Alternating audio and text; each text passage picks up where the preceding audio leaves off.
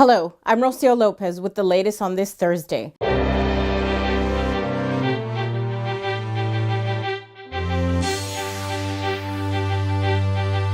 A massive wildfire near Fort McMurray in Alberta, Canada has grown 5 times its initial size, forcing more evacuations today after 88,000 people fled the city in the nation's energy heartland. Here's Mana Rabi. Canadian authorities say the massive wildfire burning around Fort McMurray could turn the entire city to ash. And now communities nearby are also under mandatory evacuations.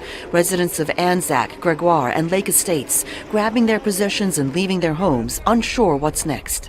It's very stressful. You don't know what's burned and what's not burned, when you can go back, and now you're sitting here and all you see is red flames. It's pretty scary. Some 90,000 residents of Fort McMurray have already fled town in a mass evacuation, turning stretches of highway into makeshift campgrounds.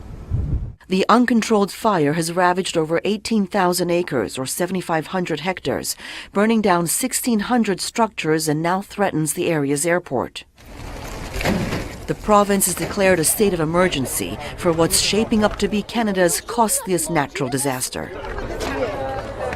Republican presidential candidate John Kasich officially ended his bid for the White House yesterday.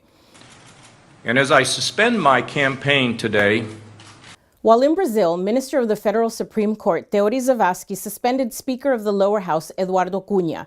Cunha, quote, has no minimum personal conditions to be President of the House of Representatives and is not eligible to eventually replace the president, according to Zavascki in the decision on Thursday to suspend Cunha. Now this year, the Olympics will be a little different for one athlete. German Paralympian Denise Schindler plans to use a 3D printed leg. Here's Edward Baran with the story.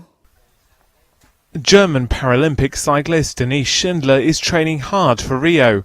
But these Olympics will be different for her. She plans to use a 3D printed leg prosthesis instead of a conventional one. It feels different when I cycle due to its quality, but we are also on the right path to reach the right stiffness and aerodynamic. The new prosthesis is also lighter, and that is also an advantage when competing. The manufacturing process starts with the scanning of the stump, followed by the design of the prosthesis through a special computer program called Fusion 360. The software is designed by American company Autodesk, which says the 3D printed prosthesis is a revolutionary step forward. The advantage of having data is that we can send this digital information to another prosthesis maker who can correct things without the presence of the person.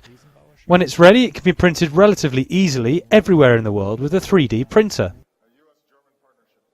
Schindler, who lost the lower part of her leg in an accident when she was 2, recently presented the new prosthesis to US President Barack Obama and German Chancellor Angela Merkel. I was surprised to see how informed the president was about the issue. He was very positive about it. Those behind it say the idea of the new method of production is to make sports prostheses cheaper and more accessible for everyone. And Denise Schindler's new 3D printed prosthesis is set to get the ultimate test when she hits the velodrome in Rio. Thanks for watching. I'll see you next time.